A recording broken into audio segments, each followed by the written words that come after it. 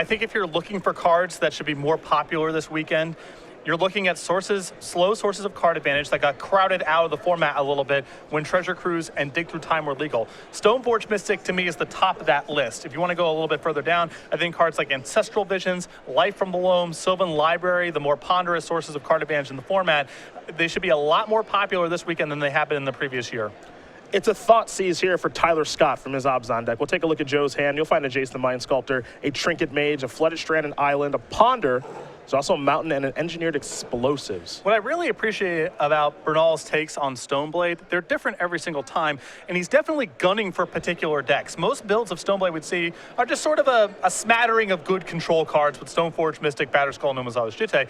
Joe here, with 2 copies of Trinket Mage in the main deck, the only targets here, 1 copy of Sensei's Divine Top and 3 copies of Engineered Explosives, but he's definitely trying to metagame for particular decks. We've seen him before have a lot of success with main deck Back to Basics, for example. For Scott and his Abzan deck, it's kind of a mix between a black-green strategy and a Maverick deck. You know, he's got a couple copies of Night of the Reliquary, a couple copies of Green Sun Zenith, but you're also going to find copies of Glittering Wish here, Siege Rhino. Deathrite Shaman's, of course, going to hold everything together along with Abrupt Decay, so there's a lot going on here for him. Bernal with just a Flooded Strand before passing the turn back. You can look at it as a souped-up version of modern Abzan decks. You do get Deathrite Shaman, which is a nice boost in power. The lands are a lot more powerful, and you get better angles with Night of the Reliquary, things like Wasteland or Thespian Sage plus Dark Depths. An island here for Bernal. You saw Thoughtseize take the Ponder to start off round number 1 here from St. Louis. Bernal with a Brainstorm in hand. Been a little while since we've seen one of those be cast. Now, just because there have been a big banning here in Dig Through Time, this is still going to be a blue-dominated format. Of course. That's not going to change. It's just, can you, basically the threshold to me is, can you main deck Pyroblast? Not, are people playing blue decks or not, but can you main deck the red blasts? I think at this stage in the format, no, because Dig Through Time is gone, but, you know, we'll find out as we make it through a couple of rounds here. And Joe's got one in his main deck. Fair enough. He feels like he can. You saw Brainstorm pick up a Ponder, a Batterskull there, among others, so Joe will have to put 2 back. He's also got the Fetch Land out there to make it a pretty healthy Brainstorm. And for decks like Abzan, it's not a question of do you have powerful cards or not. Scott's list is nothing but tournament-level home runs. It's just without having the blue cards in your deck, like Brainstorm and Ponder, are you just too susceptible to long-term variance? Do you play too many games where you flood out or stall on lands? It doesn't happen that frequently to the blue decks in the format because you have Ponder and Brainstorm to fix your draws. Here's another Thoughtseize from Scott. Joe will show off his hand. He's got a Force of Will, Trinket Mage, Ponder, Engineered Explosives, Jace, another Fetch Land there, and Flooded Strand. So some very powerful cards there for Tyler Scott to choose from. You see Joe making no effort to force a will this because there's nothing in his hand particularly worth protecting. He could try to get to Jace the Mind Sculptor, but that's a pretty big risk to try to force a will, pitch a different blue card, and resolve that over the course of several turns. Bernal knows this is going to be an attrition game, and no rush to use a force of will here. Jace will bite the dust to the Thoughtseize. Dark Depths is the land here for Scott. Again, he's got one of those, and he's got 1 copy of Thespian Stage. Now the Reliquary kind of brings that all together. Looks like Deathrite Shaman will come across for a point of damage there. We're going to head back Joe's way in just a moment. Glittering Wish, also an interesting tool in Scott's toolbox here. There's no real combo for him to assemble, but there's a variety of good stuff. Things like Anaphens of the Foremost for the appropriate matchups, Pernicious Deed and Maelstrom Pulse to get rid of some problematic permanents. Can't forget this old Armadillo Cloak that's hanging out here. Oh, the one Armadillo Cloak is beautiful. I suspect it's not for this matchup, but I do love that it's here. Bernal will take a draw after fetching. Picked up a copy of Batterskull. Tried to shuffle that one away, but it wants to stay in Joe's hand. There's land number 3. Bernal will sacrifice that Flooded Strand. We'll see what land he wants to get. One thing about Joe when he's always playing these Stoneblade decks, typically he's playing blue-white with maybe a small splash of black for like Lingering Souls flashback, but he's always got a lot of basics. Yeah, this list is a blue-white deck splashing just a little bit of red for a main deck red elemental blast, sideboard cards, and extra flexibility on engineered explosives. Explosive's going to take care of Deathrite Shaman. We'll head back Tyler Scott's way. Picked up a copy of Bajuka Bog. And I really like Bernal getting rid of the Deathrite Shaman there with Scott not exactly missing land drops, but didn't do anything last turn with his Deathrite Shaman except attack. Played a Dark Depth as his land drop. Scott's likely to be a little tight on mana right now, so I like going after the mana creature. Here's a Scavenging Ooze. And we are going to head back Bernal's way here in just a moment. So 2 islands and a plains here for Joe. Quite a few good cards in hand. Jace is the draw step. Always a doozy. Sometimes you'll find in decks that do have copies of Trinket Mage, maybe a Seat of the Synod or an Ancient Den, something like that. I don't think that Joe's playing any of that stuff this weekend. No artifact land. There is a small argument to have one, because Trinket Mage can get your 4th land for Jace the Mind Sculptor, and that comes up in certain spots. But Bernal really values having a lot of basics in the list, you can tell, and that makes a lot of sense in a format with Wasteland. He's also got Blood Moon in his sideboard. So drawing a random artifact land is not a cost that Bernal is willing to pay. Snapcaster Mage, Force of Will, Volcanic Island, the cards Joe's looking at here from the Ponder. So he'll have to decide if he wants to keep it or not. Looks like he's considering keeping it with how he's rearranging the cards. And he will. So Volcanic Island added. That'll be the land for the turn. And now we might get a Trinket Mage. And we do. So that'll trigger, and it'll be time for Joe to search. Looks like he's going to go that Explosives route again. As you mentioned, a lot of copies of that card in his main deck this weekend. So Bernal had an interesting line here. He can either go get Sensei's Divining Top, which he has 1 copy of, which just sets him up in a general sense for a good long game against a deck like Abzan, or he could go and get his copy of Engineered Explosives to protect himself against a problematic permanent that Scott could resolve, to further protect the Jace the Mind Sculptor in his hand. It looks like Bernal really values getting that Jace on the table and having some protection, and is just going to go for the Engineered Explosives. Siege round on the draw step here for Tyler Scott. He's going to come across here with Scavenging Ooze. He does have a creature in the graveyard there in Deathrite Shaman, so blocking probably not ideal here for Joe, so he'll let the Ooze come through. The follow-up appears to be Knight of the Reliquary here for Tyler. It's a small one at this point, no lands in the graveyard for him. But it can grow very quickly, and it can find Thespian Stage, and you have to imagine that's on Bernal's radar now. Force of Will to draw here for Joe. And Bernal elected not to Force of Will because he's just going to play Jace and unsummon here. Yep. Jace the Mind Sculptor has arrived. I know it's been a lot of Jace, Vryn's Prodigy, and Jace the Telepath Unbound, but this is the best Jace. Yep. This is still the best. Still the best Jace. Bayou the draw here for Tyler. This would be a great spot for Abrupt Decay. Yes. Would allow Scott to get the Trinket Mage off the table, attack and kill Jace.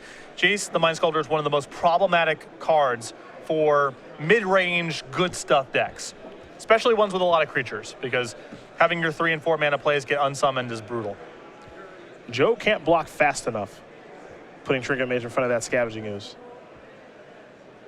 Ooze will activate, remove the Deathrite Shaman. Scott will gain a life, put a counter on it, take care of the Trinket Mage. And the follow-up will likely be Knight of the Reliquary again, but this is where Jace really starts to get to work. And you can see Bernal with that Force Will in his hand. He is ready to counter this thing. And the leftovers here, Engineer Explosives and Batterskull, meaning land number 5 is excellent for Joe regardless. He can either play Batterskull or he can play Explosives, get rid of the Scavenging Ooze, and really start going to work with Jace. So Force of Will take care of the Knight of the Reliquary. Scott will have to press the turn back over to Bernal. Bernal will take a draw step, picked up a copy of Source of Plowshares. That might make things even easier. Exactly. Now he doesn't even have to go out of his way to do anything with the Engineer Explosive this turn. He can answer the Scavenging Ooze on the table. Really start taking this game over. Time for Joe to brainstorm. Flusterstorm, Stoneforge Mystic among the cards that he's drawn. He's got to put 2 back here, of course. But he is in a really good spot now. Scalding Tarn was the other card drawn. We might see a turn here of put these cards back, fetch, sword your creature, play Stoneforge, get the Batterskull that I shuffle away. There's a lot he can do this turn. Yeah, it's a little awkward here because Bernal right now only has the basic planes in play as a source of white mana, and I think he wants to cast both Stoneforge Mystic and Swords of Plowshares this turn, so he has to keep the Scalding Tarn to go get a Tundra to unlock both of his white cards this turn. Tundra is the weapon of choice there for Bernal. Joe says, I'm going to play a Stoneforge Mystic, so don't bother shuffling. And now he's going to search up, likely a Batterskull, could be a Jite. Looks like he's going to go the Jite route. So Stoneforge online now. Source of Plowshares likely going to be next here for Joe. And he's really in the driver's seat now. Yep, and I like getting the Umezawa's Jitte here in lieu of the Batter Skull. Okay. Because with Jace the Mind Sculptor in play, it's not like Bernal cares that much about a random big creature slipping through the cracks, because he can simply unsummon it and go about his business in the next turn. What he is worried about is a card like Lingering Souls, because he can't answer that very easily by blocking. Batter Skull doesn't do anything to protect it, and individual spot removal doesn't do a lot of work as well. So this protects him against something like Lingering Souls threatening Jace. I like Joe's play here this turn as well, as of kind of waiting to cast the Swords of Plowshares. He could have just cast it on his own turn, but he's casting it on his opponent's turn. Part of the reason for that is because he's got a Flusher Storm in his hand, so he wants to build the Storm count a little bit in case that does come up. Exactly. And if, Scott wants to spend some mana this turn gaining life, Bernal doesn't care about that. So it's a minor thing, but it's something that could certainly come up here. Yep. There's a Bayou. Could be time for a Siege Rhino. And it is. And Siege Rhino is definitely one heck of a Magic card, but doesn't stand up to Jace the Mind Sculptor and Umezawa's Jitte. Yep, this is not standard. No. No, it's not.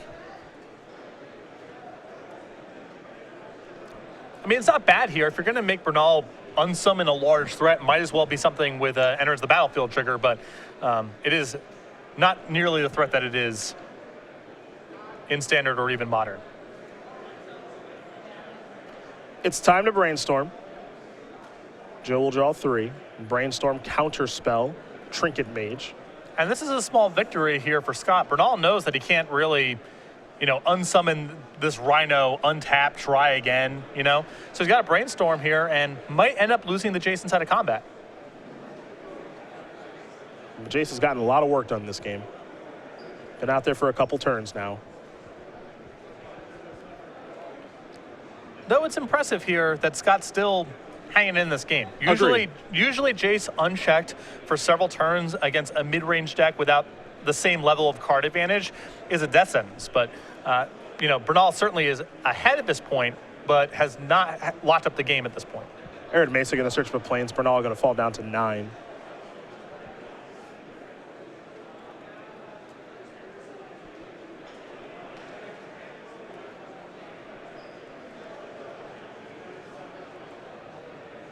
We'll see what's next here for Joe. Got all that mana to work with. I think he might go a Brainstorm route. See, one thing he's always cognizant of is which mana to tap he's going with the Tundra to Brainstorm as opposed to just a basic island because of a card like Wasteland. 2 Stoneforge Mystics and a Scalding Tarn. Those are the cards that Brainstorm picked up. Not that helpful at this point. So 2 cards going back here for Joe. I think we might see Stoneforge get cast now. That'll search up Batter Skull. Or Jitte, since he did put that equipment away, but he's going to go with Batter Skull this time. I like getting the Batter Skull here because he can just block the Rhino next turn. He's going to force Scott to have a removal spell, and Scott has not shown removal on several turns where it would have been good for him to kill Stoneforge Mystic, to kill Trinket Mage. So this is a reasonable workaround here for Bernal, is just hope that the Rhino can't attack through a blocking Stoneforge Mystic and Batter Skull. Back to Tyler Scott will go. He'll draw. Glittering Wish. Well. Let's go to the tape, yes, shall we? What we got to dial up here? Take a little lootsky poo. We got Armadillo Cloak, Anafenza the Foremost, Galacti, Golgari Charm, Maelstrom Pulse. Maelstrom Pulse is not shabby here. I don't hate Maelstrom Pulse. It's got to resolve first. Kasali Primage, Pernicious Deed. Sigarda, Host of Herons. Yep. So this is a fun one to see cast because if I'm Joe, I'm probably thinking, I don't really know what that can get, so I kind of just want to counter it. He's in a tough spot because he wants to counter it, but he also wants to let it resolve and then counter what comes after it, I think. But you don't know if what he can search for is like uncounterable or something. Like you have to really rack your brain about what this card could go find, and it just seems safer to just counter this straight away. Yep. That's exactly what he's going to do with that counter spell. Also, now he doesn't have the mana to flash in the Batter Skull, so if he wants to protect Jace, he has to just chump block with both copies of Stoneforge Mystic. That's exactly what he does. No trample damage done. Jace is still out there. Bernal will draw. Picked up a copy of Arid Mesa. Unsummon the Siege Rhino. And now we'll see if it's Batter Skull time or not. The one thing to note here, this entire game, is that Tyler still has that Dark Depths over there. Now, he's only got one Thespian stage in his deck. If he draws it at some point, it's going to be pretty good. Yeah, you know, Joe gets some looks potentially at an answer, but I don't even know if he's got a lot of answers in his deck. Yeah. Trinket Mage. Might be time to go get that top. Yep. Start to really work towards the long game now. If Jace wasn't enough, top will certainly help. And this is the difference to me with the blue decks and non-blue decks of the format. It's not like Scott's deck is weak. It's got plenty of powerful cards. Some of the cards are very good in this kind of matchup. It's just when Bernal untaps, he gets 6 or 7 looks at a card he's searching for. And when Scott untaps, he draws the top card of his deck. So when you get to spots like this, Bernal has a huge edge. It's not like Scott is drawing dead. Bernal can miss on some of these looks, and as you mentioned, if he's able to find Thespian Sage, he may be able to sneak through for a win. But unless he draws very particular cards, Bernal just has an enormous edge when the game looks like this. Yeah, Joe just gets to see so many cards per turn, where Scott does not, and that's really the big difference. There's no guarantee that Joe's going to hit what he's looking for, but when you get to look at 6, sometimes 7 cards per turn, chances are you'll find what you're looking for. Right. Scott has just drawn a forest. Bernal on his turn gets to draw one of several cards. Yes. And he has a lot of control over it because of shuffling effects and redraws and what have you. Oh, excuse me, a Dryad Arbor. Tricked you. That forest tricked you. Yep. Here's a Thrun, the last troll. Can't counter it, can't do much to it. That tricky Dryad Arbor. Yeah. Joe's going to untap all that mana. Not yet. Looks like he's going to spin top. Brainstorm. Stoneforge Mystic, he's already happy. He says, give me Brainstorm. And I love this from Bernal, too. Very mindful of pace of play. He knows that with a deck like this, he's liable to get draws in spots where he would win the game if he had more time. So he's willing to sacrifice some perfection with his play to make sure that he's just going to be able to finish the round in time. That's something you got to do. Yep. Especially with a deck like this, because you don't win very fast. It's a skill you have to develop. And if you go and read Patrick Chapin's article this week about his Pro Tour experience, he talked a lot about that as well. Yep. You just got to get used to playing these decks fast in a tournament setting because these draws would have often been wins if you had a little bit more time. There's Flooded Strand. And Jace has already brainstormed this turn. Bernal will get a basic island. Down to 80 goes. And the sequencing is tough with these decks. You have, Stoneforge Mystic, Jace the Mind Sculptor, Fetch Land, Sensei's Divining Top. These are things that put a lot of burden on your order of operations to make sure that you get the most looks at whatever card you're going for. It's so much about maximizing to see as many cards as possible per turn. And Joe is willing to sacrifice some of that right now to save some of the clock. Is it Brainstorm time? Could cast Batter Skull. A lot of options here.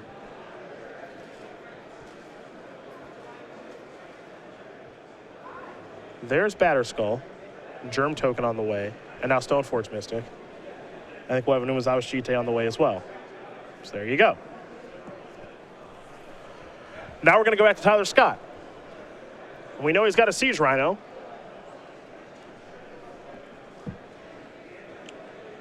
But what else?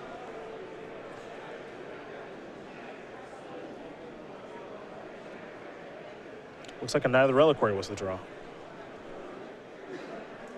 Thrun might come in. It's a relatively safe attack.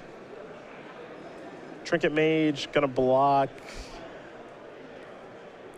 Looks like pretty quickly here for Joe. Bernal has the option of blocking with the Germ and at least forcing Scott to use 2 mana to regenerate. Doesn't look like he's got a lot of interest in that, though. Here's Knight. Now, Knight of the Reliquary has to be answered here. Yes. Because of the Dark Depths in play, risking a Thespian Sage that can kill Bernal in one shot. Joe will draw a copy of Flooded Strand. Joe knows the last card in Tyler's hand is a Siege Rhino. So he's working with what is basically perfect information. Gonna tap 4 mana pretty quickly. It might be Jib plus Equip. But let's start with a Brainstorm from Jace. Flusterstorm, Counterspell, Swords to Plowshares. Yeah, Swords, you can see Bernal there nodding the head. Because he would have to go through some hoops to answer the Knight of the Reliquary this turn otherwise. But being able to answer it clean means his Jace is protected, frees up Batterskull to get in a big shot here. It means that Scott again has to just top deck his copy of Thespian Sage rather than just tutoring up with the Knight.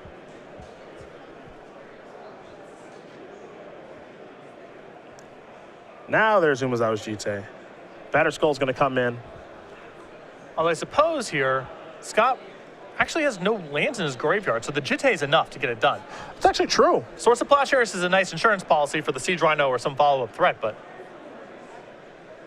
Yeah, one thing we haven't seen Scott do all game is fetch, which is a weird thing to say. I just assumed that the Knight would be outside of range, but nope.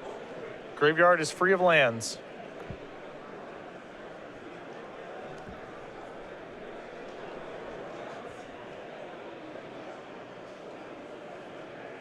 Let's see if Joe realizes that. Yeah, he's just going to Swords that. You hope that doesn't come back to hurt him, because if Tyler does draw Thespian Stage this turn, things get really awkward. I don't know if Joe realized that Knight was only a 2/2. No lands in the graveyard.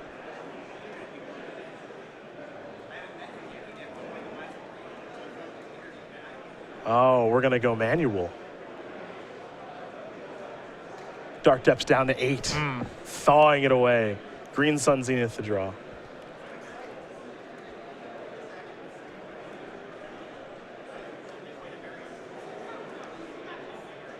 And now this Batterskull plus Jite shuts down Thrun from attacking, since Joe can simply give +2/+2 to the Germ token.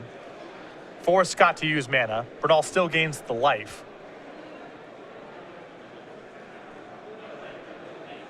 There's Zenith. It's only going to be for 2. I imagine that a Zenith for 2 here is an effort to get Kasali Pride Mage.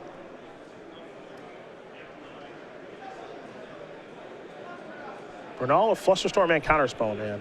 And this is another one of those situations, much like the Glittering Wish, where you're not entirely sure what it's going to go get, so you just say, you know what, I'm just going to counter it straight away. I don't want to have to think about this too much. I like my positioning in this game. Let's try to get this over with. And, you know, you had to assume Scott has some way of interacting with artifacts among his creature selection. He's a green deck, right? Yeah. So, better safe than sorry. I'm sure Bernal would have loved to use the Flusterstorm there, but Scott with more than enough mana.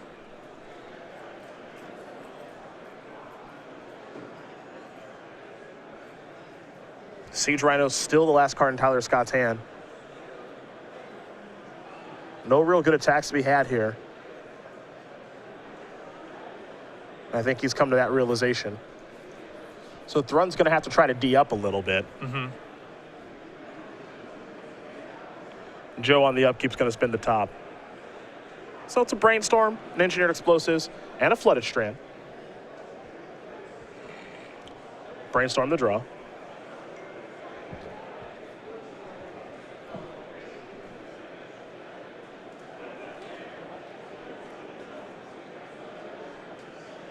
Now Joe's got to try to do this kind of dance to try to get through this Thrun that's on defense.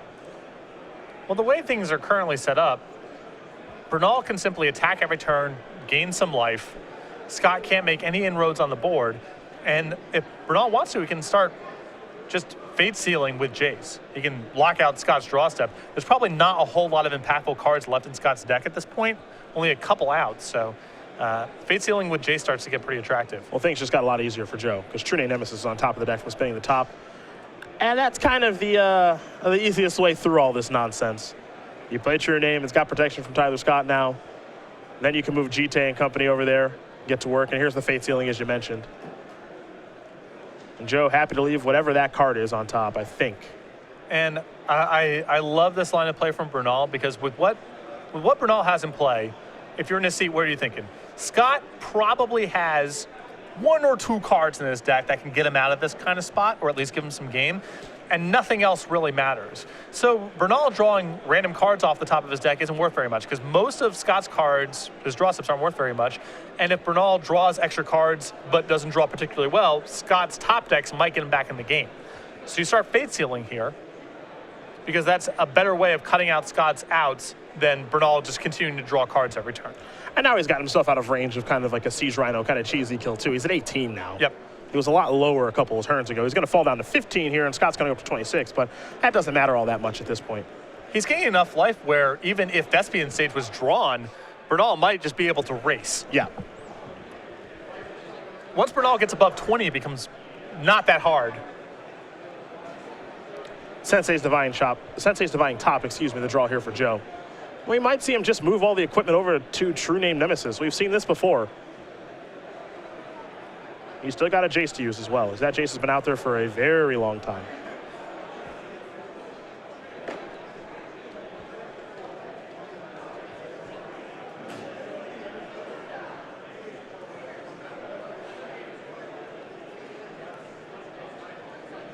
The concern with moving, it looks straightforward here to just move the Batterskull over, and I think that's what Bernal's going to end up doing, but it's at least worth being careful thinking about for a moment. You go down from 3 creatures to 2 because you're down the Germ token. Then suddenly some edicts come off the top.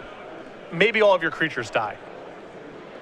It's unlikely, but this is not a no-brainer just move the Batterskull over setup. And that's why you see him giving it some thought. He might consider just moving GT instead. But he's going to go with Batterskull. And now GT 2.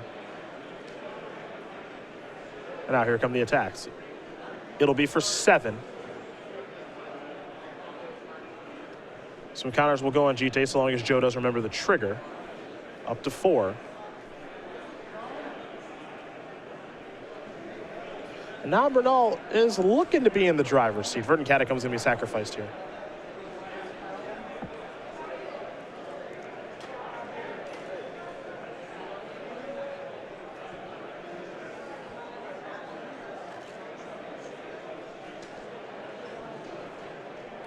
But this is the edge of playing blue decks in matchups like this. Yep.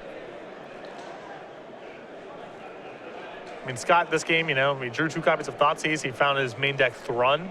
It's good tools for the matchup, but when the game slows down and is about top decking, the blue decks are so much better than the non-blue decks. You see the hand here, Sensei's Divine Top, Brainstorm, Flusterstorm. Those cards not all that impressive. Top's going to bite the dust from the Thoughtseize, but what Joe needs, for lack of a better term, he's already got on the battlefield. Exactly, and his hand's just so naturally redundant.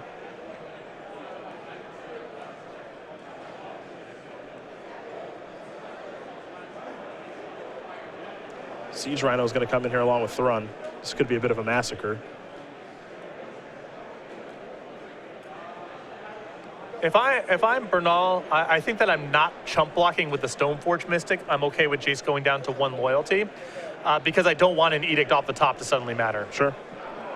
You see the blocks are going to take place, and Tyler Scott's going to concede the game. So Joe Bernal is going to win game number 1 here over Tyler Scott. Blue-White Stoneblade up a game here over Abzan, which means we're going to turn our attentions to the sideboard. And as we do so, we will start with Tyler Scott. And he's got a lot of one-ups in his sideboard, 15 to be exact. So try to keep up with the Armadillo Cloak, the Inoffensive, the Foremost, the Choke, the Ethersworn Canonist, the Gaddock Teague, the Golgari Charm, the Grafdigger's Cage, the Crozen Grip, a Life in the Loam, a Maelstrom Pulse, a Qasali Pride Mage, a Pernicious Deed, a Sigarda, Host of Herons, a Thalia Guardian of Thraben, and a Toxic Deluge. Most of this stuff is for Glittering Wish. He's got 2 copies of those in his main deck, but some of these singletons will be pretty good in this matchup, I think. I think the Choke, certainly the Crozan Grip, and the Thalia are all okay cards to bring in this matchup. As you mentioned, there's some gold cards here that he could sideboard in if he wanted to.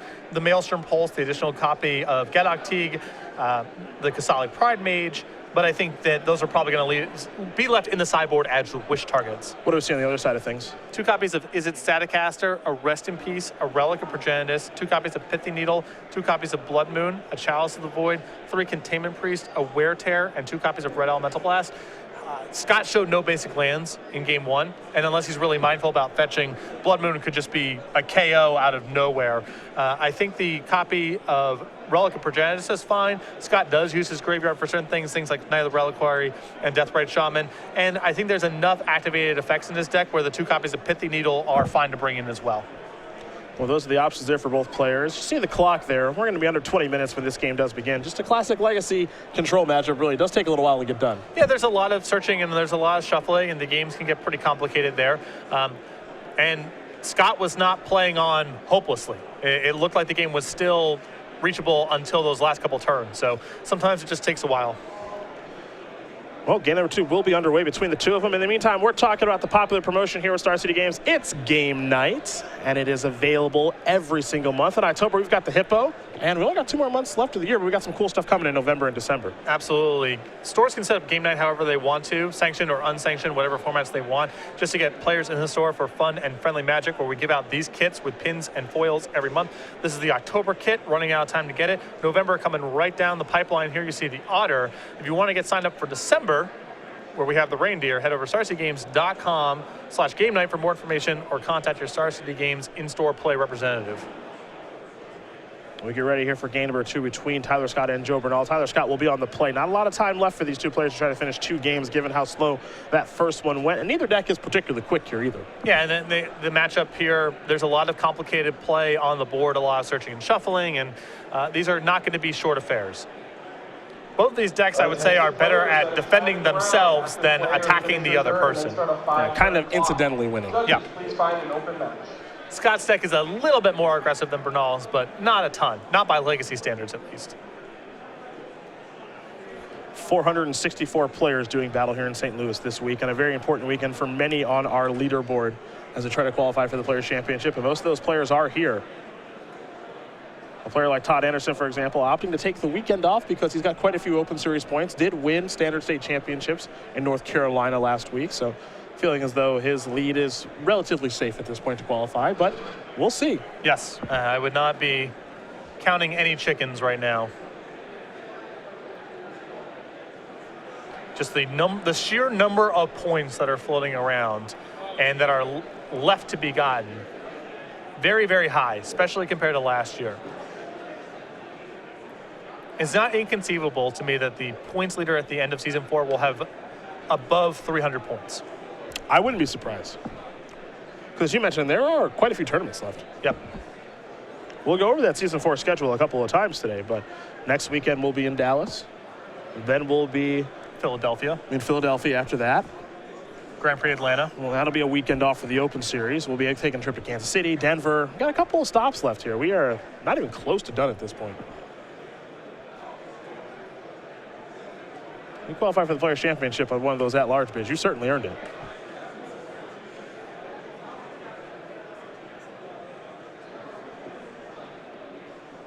Scott is going to send his hand back. Does not like what he sees. We'll see about Bernal here.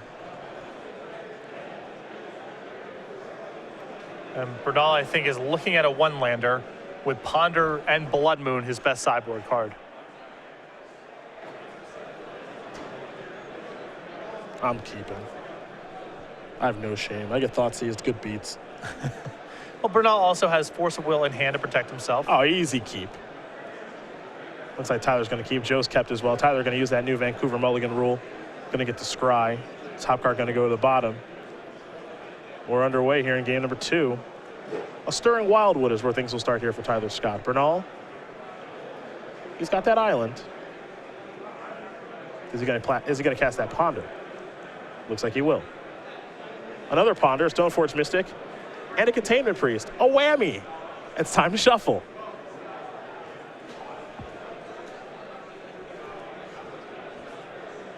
So mystery card coming here for Joe.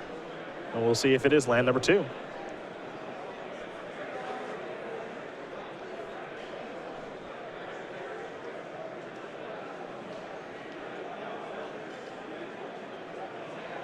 Stoneforge Mystic. So no second land here for Joe Bernal just yet. Tyler Scott will draw the Dryad Arbor. There's a Verdant Catacombs to sacrifice that, go down to 19.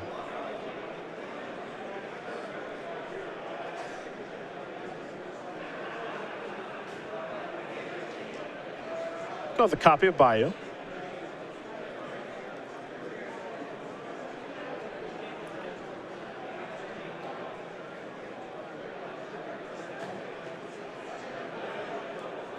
And now it's Glittering Wish. Looks like this will resolve this time. It's going to be Gaddock Teague. Very good against Jace the Mind Sculptor for obvious reasons. Yep. Supreme Verdict or Wrath of God if he's worried about that. Ponder the draw step here for Joe. Perhaps we do it again. Joe also does have a copy of Brainstorm in hand, but he could get Brainstorm locked, so I think he's going to take the safer route, go with the Ponder.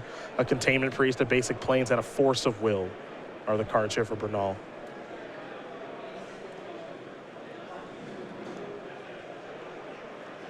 Ponder's also just more looks Yeah. at the land drop, so better to lead off with that. Pretty hard to pass up that Plains. Joe will not. There is the Plains, and now he'll pass the turn back.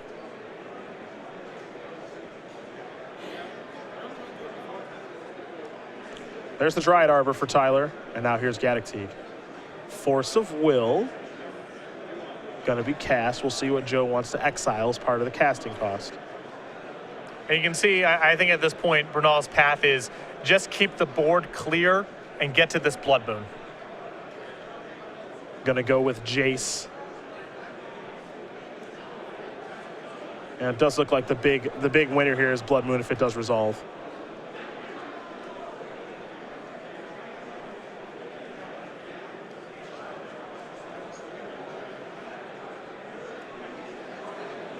Joe's got some options here. Brainstorm among them. He knows the top card of his deck, doesn't know the two after it.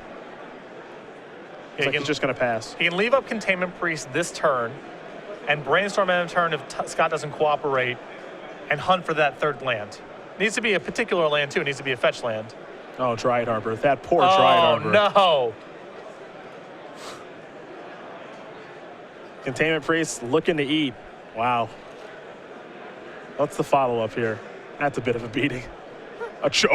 Okay. a whiteboarded choke. Your favorite way Yes. to humiliate someone. It's going to resolve. Force of Will to draw. This Timely. is great. This is great. Here comes Containment Priest. That was quite the exchange there. Yeah, great turn for both players. Deathrite Shaman the draw.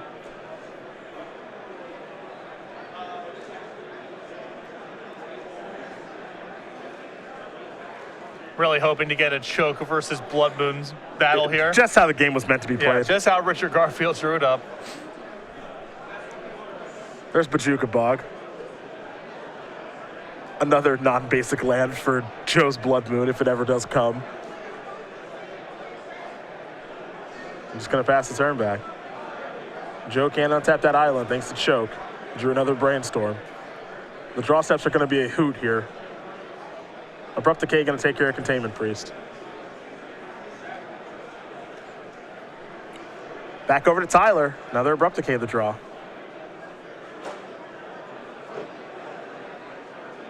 He also has Liliana in hand. Going to start with Deathrite.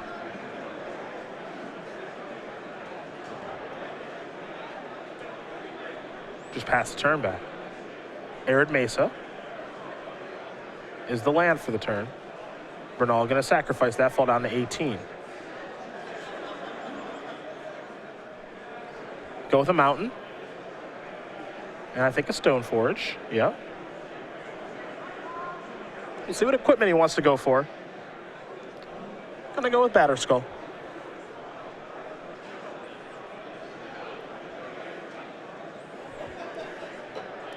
And we might see exactly the line of play or the board setup you suggested before. Because I think Scott, with the game kind of at neutral here, not a lot going on, just activating Stirring Wildwood and going to work seems pretty attractive. That will tap him out. Yep.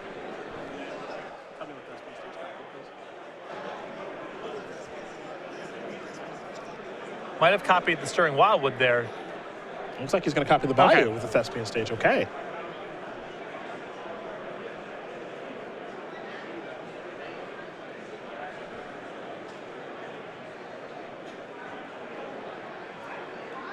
There's Kosali Pride Mage.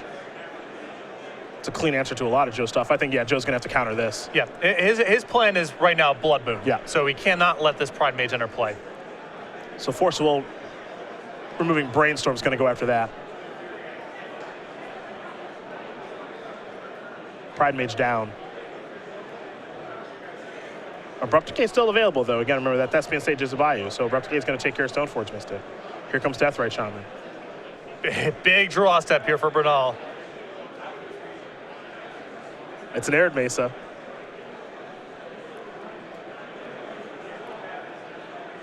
Could be Blood Moon time. And Scott's already played a couple copies of Abrupt Decay here. Mm-hmm. Bernal even has a second Plains in his deck to go get here.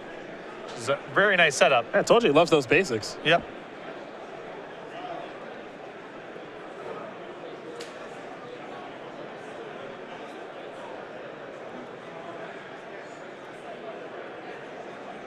He could go with explosives for one and kill your Deathrite Shaman, but I just want to moon him. Yeah. There we go. Here it is. There it is. Yep. Blood Moon choke battle. You have a lot of mountains, and my islands don't work. Thanks a lot.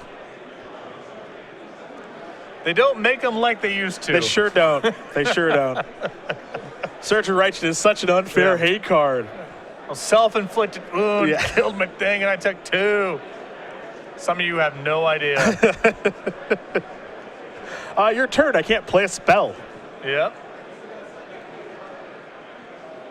Scalding Tar in the draw, which cannot go get an island because of Blood Moon. But I don't think Bernal even wants to go get an island.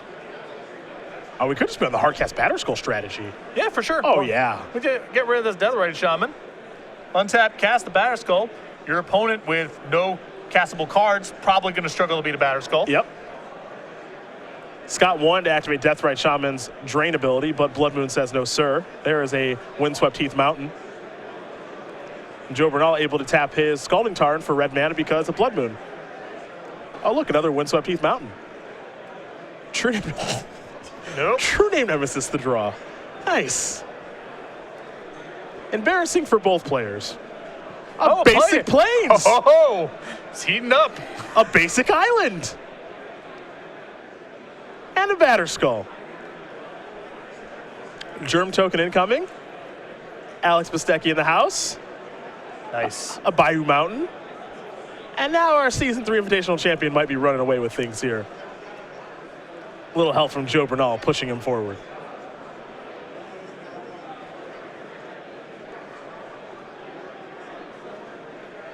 Green Sun Zenith. Sweet. Yep. Castable. Relic of Progenitus. What appeal. Unbelievable. And for 4 more comes Bernal. No graveyard, your lands don't work. Yep. Looking for maybe a flawless victory. Yeah. All we need is a mind twist and we got it perfect. Glittering Wish the draw. Pass the turn back. Relic will be activated. Graveyards are gone. They're in exile. Bernal will draw. Flooded Strand the draw. In for 4 more. Batterskull being an artifact that is colorless, mattering quite a bit here. One of the few castable cards in Joe's deck. Tyler with a Wasteland Mountain. And that is going to do it. Joe Bernal's going to win this match here over Tyler Scott. 2-0. Blue-White Stoneblade will take care of Abzan.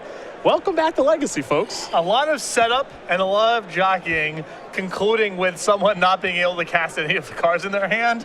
A perfect way to start off our day of Legacy coverage. Could not be happier. A true thing of beauty. Now we just need to get the Teamer Delver decks in here, some Wastelands firing off, and you're going to be happy. Yeah, I mean, it was a little disappointing for me to see no Wastelands activated in that match. You know, Scott's got a couple in his deck, and